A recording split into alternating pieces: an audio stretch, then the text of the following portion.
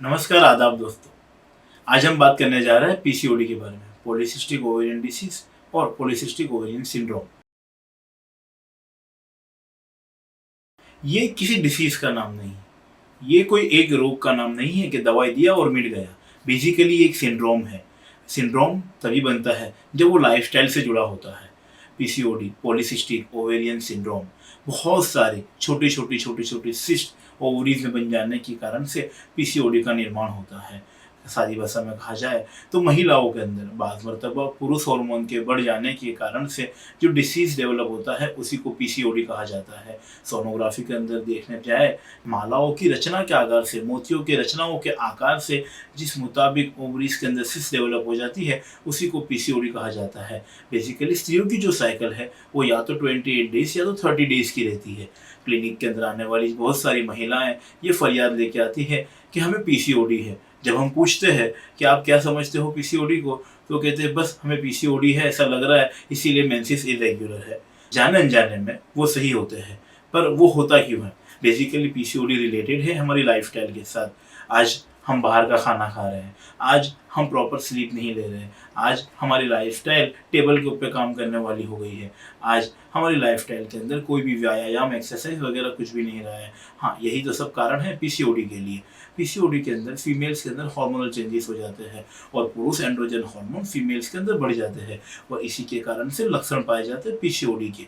PCOD के लक्षण में मोटापा होना, ओबेसिटी आ जाना, मासिक स्राव का सही प्रमाण में सही तरीके से ना आना, ज़्यादा आना या लंबे देरी तक ना आना, मतलब कि एमेनोरिया ज़्यादा रहना, और ओबेसिटी के साथ साथ बालों पे, मूंछ के अंदर, दाढ़ी के बाल फीमेल्स के अंदर बढ़ने लगना, जिसको हस्पोइस्टम भी कहा जाता है। बेसिकली हार्मोनल इम्बैलेंस होने के कारण से ये गतिविधियां होती है। जिन फीमेलों के अंदर पुरुष के हार्मोन का माप बढ़ जाता है और स्त्री के हार्मोन कम लगने रहते हैं, तो वो डिसबैलेंस हो जाता है और जिसी के कारण से पीसीओएस से सफ़र होने वाली स्त्रियों के फेस के ऊपर बाज़ मरतबा पुरुषों के द्वारा उगने वाली मूछें और दाढ़ी पाई जाती है और वो उनके लिए कॉस्मेटिकली काफ़ी दुखदायक भी होती है। अब मैं आगे आपको बात करूं तो इसका दूसरा रीज़न क्या है। जो बेसिकली मेंसेस की साइकिल है वो 28 डेज से 30 डेज की रहती है। सबसे पहले ओवरीज, मतलब कि अंडाशय में से अंडे का बीज बनता है, ओवम जो बनता है, और वो ओम 12वें दिन या 14वें दिन जाके वो फर्टिल होता है। अगर 14वें दिन जाने के बाद अगर वो ओवम से प्रेगनेंसी नहीं रुकती है तो फिर आफ्टर 28 डेज को वो मेंसेस के तौर पे बाहर निकल जाता है।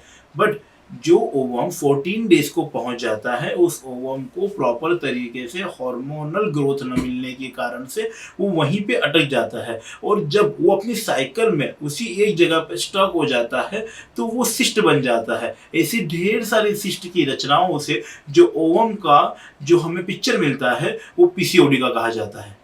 पॉलीसिस्टिक ओवेरियन सिंड्रोम के सिम्टम क्या रहते हैं? पॉलीसिस्टिक ओवेरियन सिंड्रोम में मेंसेस के अंदर बहुत ही मेजर चेंजेस आते हैं। बाद मरतबा मेंसेस लेट आता है, बाद मरतबा मेंसेस कम दिनों के दरमियानी आ जाता है।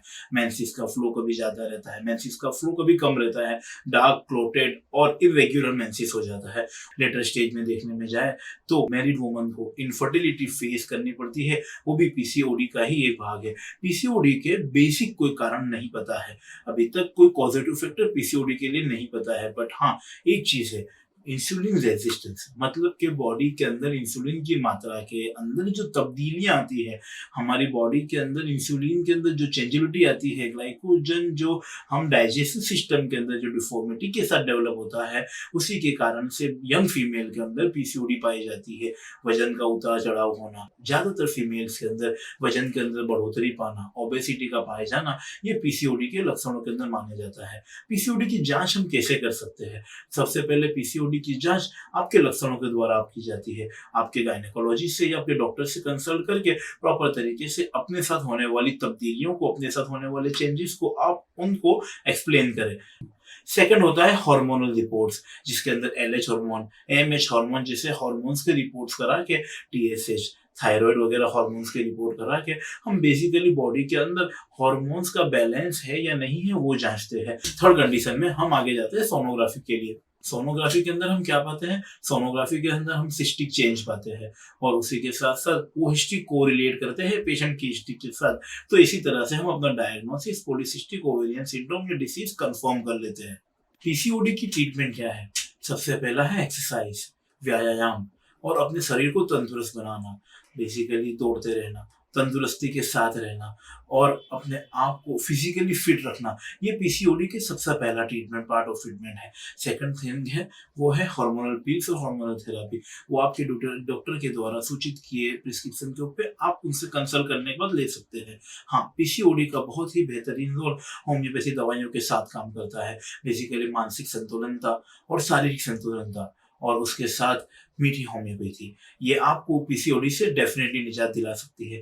तो अगर आप पीसीओडी की बीमारी से सफ़र हो रहे हैं और बहुत सारी हार्मोनल थेरेपी करने के बाद भी अगर कोई श्योर शॉट निदान नहीं मिला है, तो आप एक बार हमसे या तो होम्योपैथी अवश्य ट्राई करें। तब तक के लिए धन्यवाद, शुक्रिया। और हाँ, हमारे इस वीडियो को लाइक और शेयर करना ना भूलिए। हमारा आने वाला वीडियो पीसीओडी के अंदर लेने वाली डाइट के ऊपर रहेगा। उम्मीद है आप सबको ये वीडियो पसंद आएगा।